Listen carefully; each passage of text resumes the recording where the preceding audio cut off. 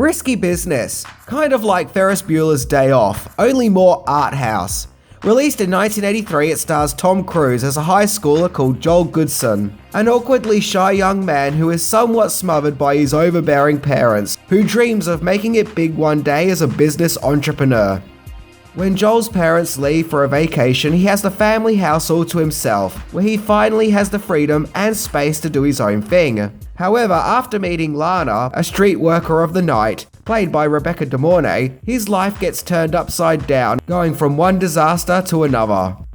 In order to fix his problems, Joel takes Lana's lead, where he becomes a neighborhood pimp and grows more confidence and increasingly becomes business savvy by breaking the rules. So, as autocorrect would say, sometimes you just have to say what the duck. So let's keep that in mind as we look into 10 things that you didn't know about risky business. The riskiest risk of all those risky businesses, or something like that. Let's check it out.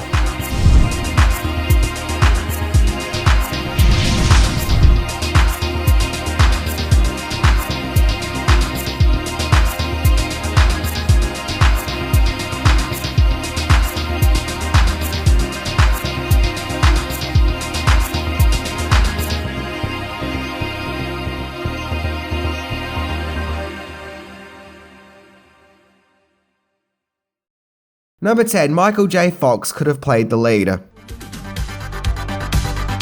A young 20-year-old Tom Cruise played the part of Joel Goodson, with vulnerability, sincerity, and gusto, as we follow him on this mischievous adventure which takes him from shy, awkward kid to confident businessman, of which he perfectly captures that struggle and triumph. However, before Cruise landed the role, other actors were considered for the part, including Michael J. Fox, who was just about to reach great success with the Family Ties TV series, as well as Back to the Future just 2 years later. Other actors considered for the part of Joel include Nicolas Cage, Tom Hanks, John Cusack, and Sean Penn. At the time of being cast, Cruise was working on the Francis Ford Coppola movie, The Outsiders. Diane Lang, who starred with Cruise in The Outsiders, got recommended by Cruise to play the risque Lana character, but Lang's father refused her to audition, given the nature of the character, so the part eventually went to Rebecca De Mornay, who was 22 at the time. When it came to casting, at first she was actually shrugged off and didn't get the role, but she finally did after doing an additional screen test with Tom Cruise, in which it was clear that her and Cruise had amazing chemistry. But to me, I'll always remember Rebecca De Mornay as that really scary lady from the 1992 thriller The Hand That Rocks the Cradle. However, Tom Cruise wasn't necessarily welcomed into the production with open arms. Well, according to Cruise anyway. Number 9. The director originally wasn't sold on Tom Cruise. As mentioned, Cruise was filming The Outsiders at the time he got involved in the production of Risky Business. However, Risky Business's director Paul Brickman initially found Cruise's casting to be, well, risky. No pun intended. According to Cruise, he turned up to his audition looking like how he did in The Outsiders, with his jean jacket, greasy hair, chipped tooth, and talking with an Oklahoma accent. However, the production still saw something in Cruise, a certain charm and vulnerability, and so he was cast, but this led to another problem. It was also felt that Cruise didn't quite look young enough to be a teenager. So in order to make himself look younger, Cruise had to do an exercise routine, while also eating lots of high-fat foods, which apparently this specific exercise and diet gives you a puppy fat appearance in order to gain more weight and to come across as being fresh-faced. Not saying that Cruise looked chubby in Risky Business because he didn't, but it's just interesting because usually actors are required to lose weight for movie roles, whereas Cruise had to gain it. Number 8. Original title.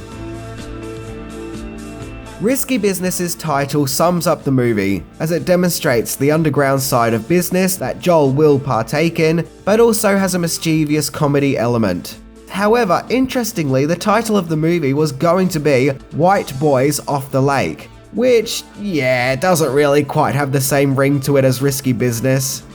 The script for Risky Business was written by its director Paul Brickman, who had previously written the sports comedy sequel The Bad News Bears in Breaking Training. The studio whom were distributing Risky Business didn't like the title White Boys Off the Lake, as they thought it sounded like an off-Broadway play, and the title Risky Business came to be through doing a word association exercise. Number 7. Cast relations.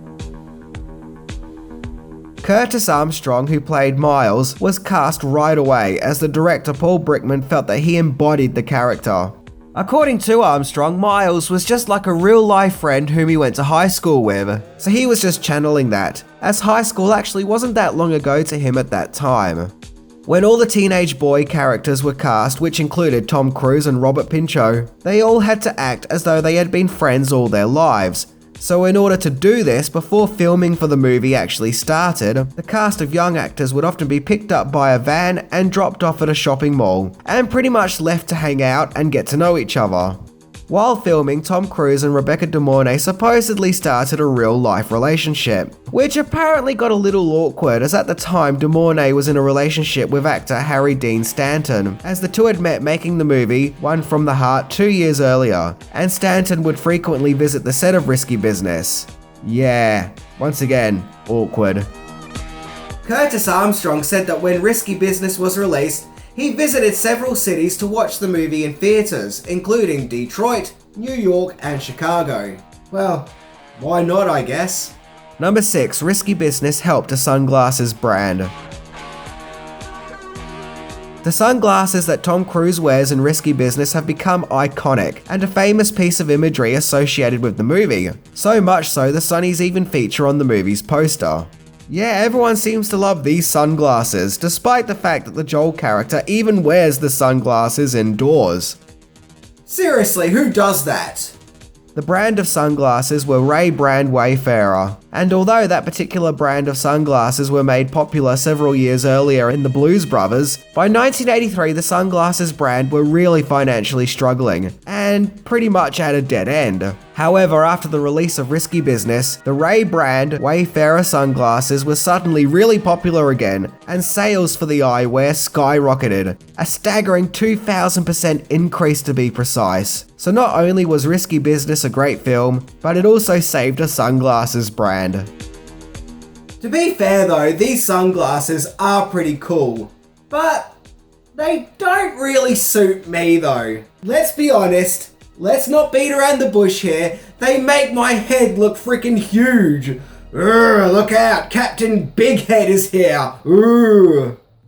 Number 5. Alternative ending. The ending of Risky Business is actually a really sweet one, when the Lana character wants to go on another date with Joel, but this time he's pretending to be the street worker, with him being more confident thanks to his experience as being a hustler. It suggests that the two are now going to embark on a long-lasting romance. However, director Paul Brickman's original ending was somewhat bittersweet, as the movie was going to end on something of a down note, with it being uncertain what the fate of Joel and Lana's relationship will be. It definitely felt more melancholy. The feeling I get from the original ending is that nothing is certain, almost reflecting on the true realities of adulthood, as opposed to the glories and riches that are perceived by people who haven't quite reached adulthood yet. But hey, I'm probably wrong. Warner Brothers didn't like this ending. They wanted an ending that'll leave the audience happy and optimistic and in good spirits. So the now happy sweet ending was filmed and added. Apparently, Paul Brickman really wanted to keep the original ending and clashed with Warner Brothers, but ultimately their happy ending was decided. However, ending the movie on a bit of a down note would have been pretty brave, and the original ending was finally added to the movie, available for people to see for the first time on Risky Business's 30th anniversary. Well, it only took 30 years for the original vision to be put there, I guess. Number 4. The story behind that famous dance scene. One of the most famous scenes in the movie is where the Joel character dances around in his shirt, underpants, and socks to the hit 1979 song All Time Rock and Roll by Bob Seger. Classic song. This has become one of the most iconic moments in 1980s cinema, and quite possibly cinema in general. And the reason it resonates with so many people is probably because we've all had that moment where we've all been home alone and gone crazy pretending to be a pop star while dancing our asses off like no one is looking because, well, no one is looking. The scene was actually improvised by Tom Cruise. In the original script, it just said that the Joel character dances to rock music. But I guess they just played old-time rock and roll and left Tom Cruise to his own devices, where he unleashed some random dance moves, and thus a memorable cinematic moment was born. A scene which has still left a lasting impact even to this day. Speaking of Tom Cruise as a rock star, is it just me, or in this shot with his sunglasses does he look like Ringo Starr from the Beatles movie Help? Number 3. The music of Risky Business. The soundtrack music for Risky Business was composed by the band Tangerine Dream, who actually would go on to score other movies such as Firestarter and Legend. Once Tangerine Dream were hired, they recorded some music for the movie and submitted it to director Paul Brickman, but he rejected what they had made as he felt that the music they had created sounded too much like something for a teen school movie. Brickman and producer John Avnet took a trip to Berlin to visit Tangerine Dream, whose studio was converted from a church, and according to Avnet, for the first 6 days of working with Tangerine Dream, he didn't like any of the music that they were creating, which actually caused a panic. But then suddenly on the 7th day, they created music for the movie which went perfectly with Risky Business, thanks to their famous tune, Love on a Real Train. Their music in Risky Business sounds very surreal and dreamlike. And dare I say it, even experimental, but it just goes with the movie, as it helps to tell the story which explores the growth and turmoil of the Joel character. Other popular songs also feature throughout the movie, such as the classic Phil Collins song, In the Air Tonight, which was played during the lustful night train scene. Once again, another scene in the movie becoming very memorable. In fact, Risky Business features many great songs from many popular acts, such as Talking Heads and Prince, and a soundtrack compilation of the songs for the movie were released in Europe by Virgin. However, the soundtrack originally wasn't released in the US, but bootleg copies of the album did make its way back to the States, where it became very successful. Yep, Phil Collins wrote In the Air Tonight about the anguish of his friend drowning. Or was it a divorce? But it still works when it's used to show two people doing the spicy tango on a train. Number 2. Strange Poster Anomaly. The poster for Risky Business is also really iconic, where we see the top of Tom Cruise's face, with his sunglasses tilted, revealing his eyes, kind of looking mischievous and like he's up to no good. And at the bottom of the poster we see the Porsche with the Lana character laying on it. There were other variants of this poster used, such as this Japanese one which is less dark with more light colours. It still looks pretty cool. And this one featuring the car driving on the torsos of giant bikini-clad bodies. It's kinda weird, but okay. I guess they were going for a Porky's and Animal House vibe. Italy got a different poster entirely, with a publicity shot of De Mornay and Cruise. I love how 80s it looks. While digging around, I found this rare and strange version of the main poster, which features a different character sitting on the Porsche, one with dark hair wearing a white dress. I don't know who this is, but it doesn't look like the Lana character.